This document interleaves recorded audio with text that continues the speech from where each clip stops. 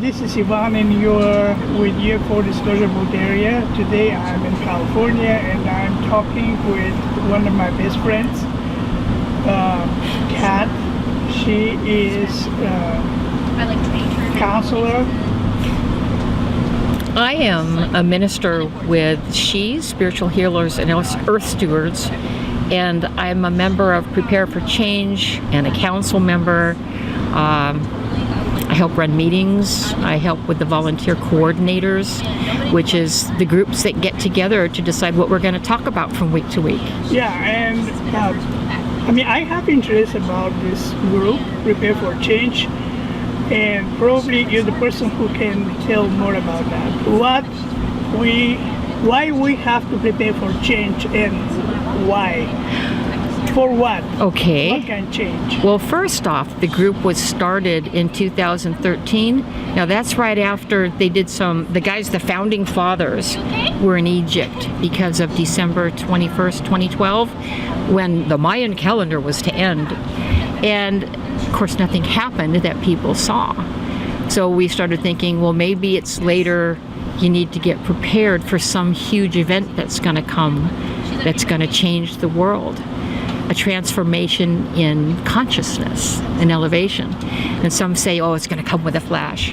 Well, nothing has happened as they thought it would. No instantaneous flash of light. So now I told them we should be called Be the Change and start living the way we want the world to be instead of waiting for a change.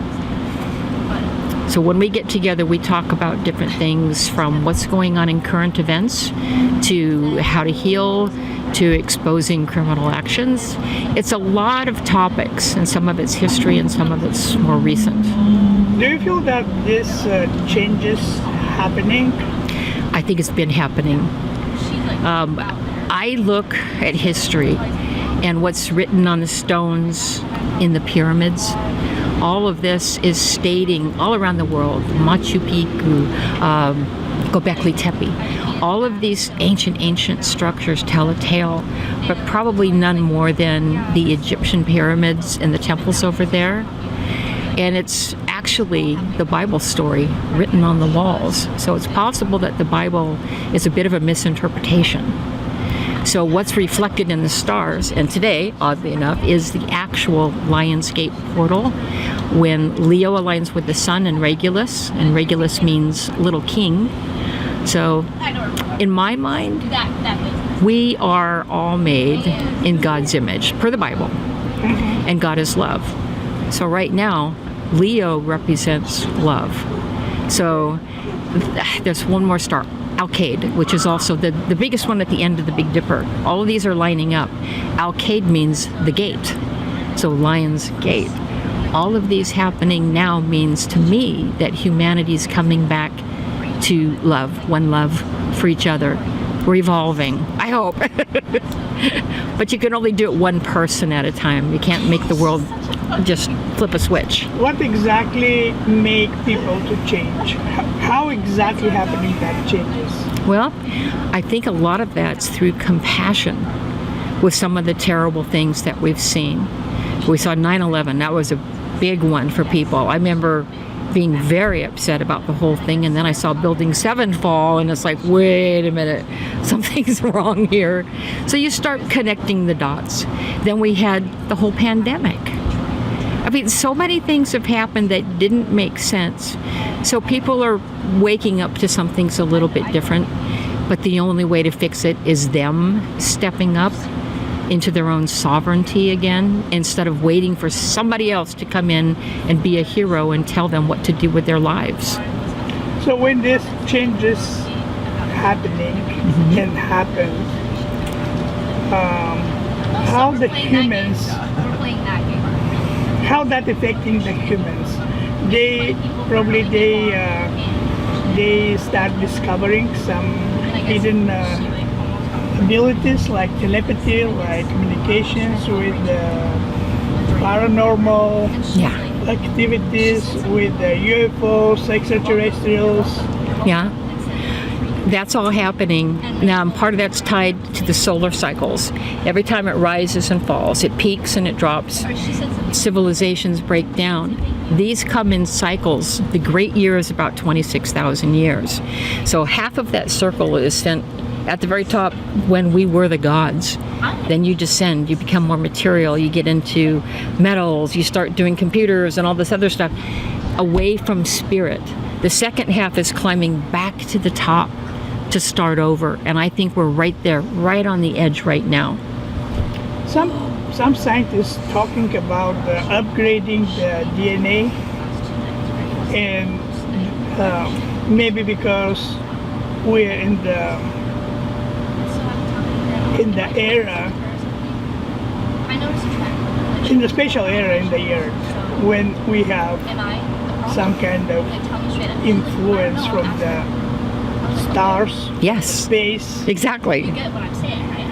And I personally saw kids with, I mean, they're extremely smart. And maybe, I mean, also when I talked with Leonie from Australia, she said that these generations who is coming now in the planet Earth, they will be the ruler. They are going to rule the world. The little kings and queens, yes.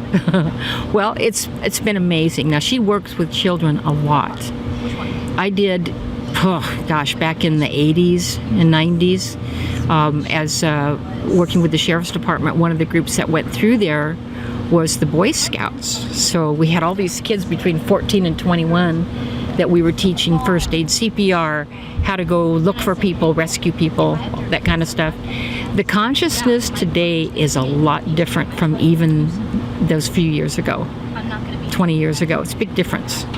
Right now, I'm seeing kids, like Leona says, they're more switched on. They're more responsive and reacting to their parents. Like they seem to understand right away what's being said.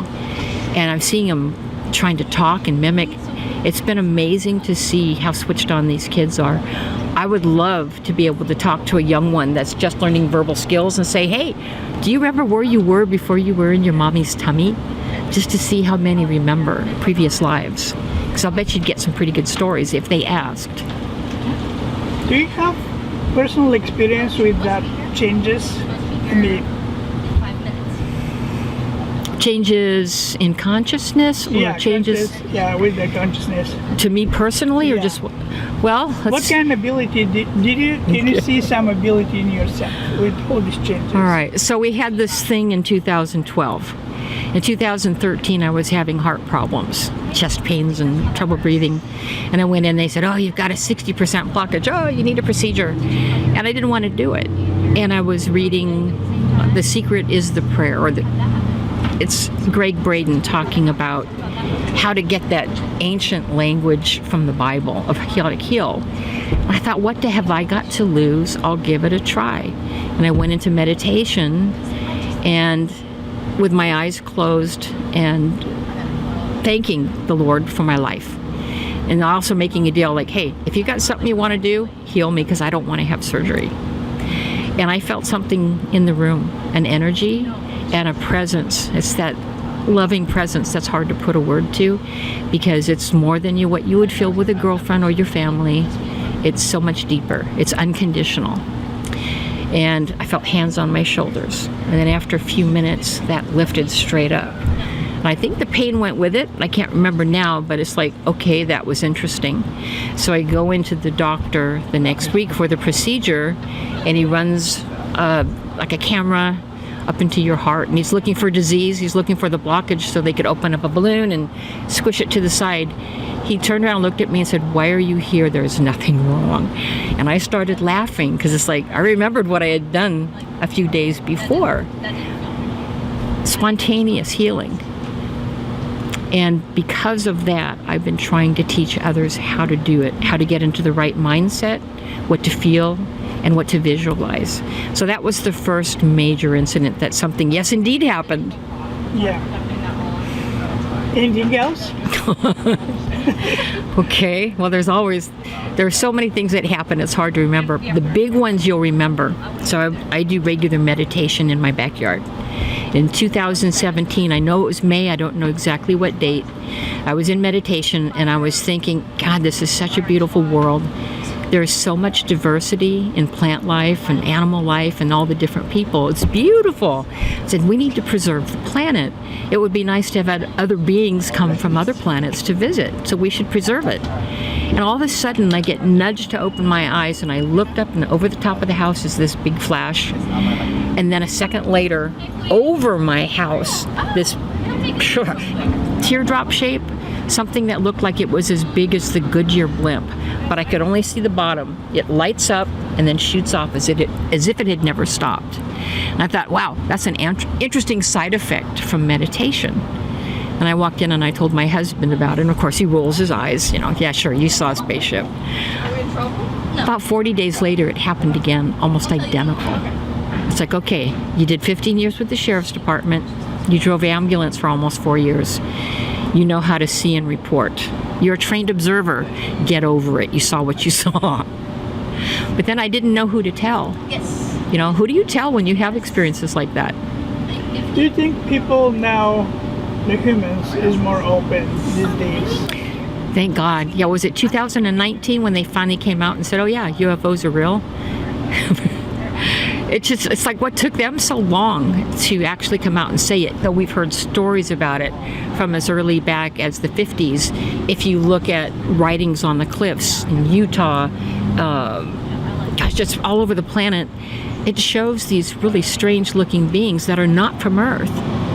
Even in Egypt, they have one wall that somebody had attempted to cover it and that piece fell off. It shows what looks like a hovercraft, a tank, a helicopter, all these things that would be from the future. So how would they know about that? Yeah. So time travel is probably something that's true too. So what do you think about all that? I mean, there's a lot of topics we can discuss because there's a lot of interesting topics for the audience, especially in Bulgaria. For them, for Bulgarians, all the stuff we're talking right now, it's completely new, and many of them probably they're just wondering right now if we just kidding each other or maybe we're talking about something serious. Very and serious. I'm telling you, all this is serious. Well, here's my thought. Because those pyramids, as old as they are, and they try to say that we've only been around for 5,000 or 6,000 years, and that doesn't make sense, especially in light of all the other structures they're finding and dating. So what if Earth had reached a very high point in civilization, and then something happened, either a natural cataclysm, or maybe mankind got crazy with weapons and maybe they destroyed it. So then we had this flood that wiped everything out and we had to start over. With so few people, wouldn't the memories be pretty much lost as well? So people have this amnesia of where they came from and they had to start over. And from what I understand, this would be the 5th or 6th generation of man. So maybe this time we'll get it right and we'll actually evolve into something better, something new. Human 2.0? 3.0? I don't know. Yeah, very interesting. Do you think that humans is ready to meet with the extraterrestrials, or some people say our star friends? Well, for me personally and most of the people that I deal with, yes, we're actually excited about it.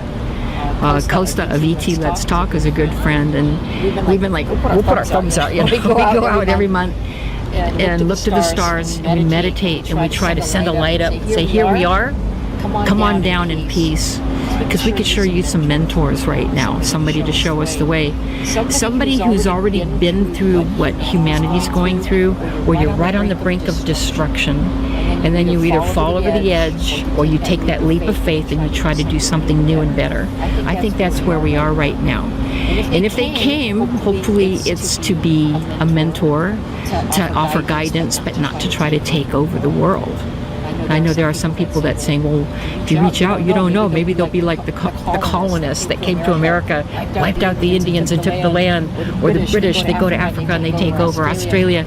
they don't want them to be like that. But I think there is some real credence to that Star Trek deal, the non-interference. I think there's something true about that they can't help unless asked. Doing meditation or following some protocols for contact with ET. The CE5 protocols, yeah. I heard many people talking for different kind of protocols, and maybe this is about the condition of your consciousness at that moment, and opening your mind to be with open mind to just have desire to make this contact. Absolutely. Have you done this? Yes, and I think the biggest difference, because a lot of people say, oh, I'm afraid, I don't know if I'll be abducted. Well, I think whatever kind of information you're putting out to the universe, if you're putting out love and an open invitation and to work in cooperation, not competition, that's what your experience is going to be. But if you're saying, I'm afraid, then maybe the mirror from the universe is going to give you a fearful experience, an abduction experience. So I think it's really important that if you want to do this, you have to set that aside, that part of you that's still fear-based, the id inside, the primitive mind, and start elevating your consciousness to something higher. Yeah. So if you're in a higher frequency with your thoughts, then I would assume anybody that can travel across the stars is very similar. They've only showed up over my house when I'm in those deep states and expressing love. Just like with the healing, same thing. Yeah. What you can say to the audience? Well, everybody who would like to make that change for better, to become more sensitive, what you can say to the audience in this point? Well, if it's about meditation, a lot of people say, I don't know how to meditate. And some people will tell you, oh, you have to quiet your mind. You have to think of nothing. Well, that's pretty hard to do.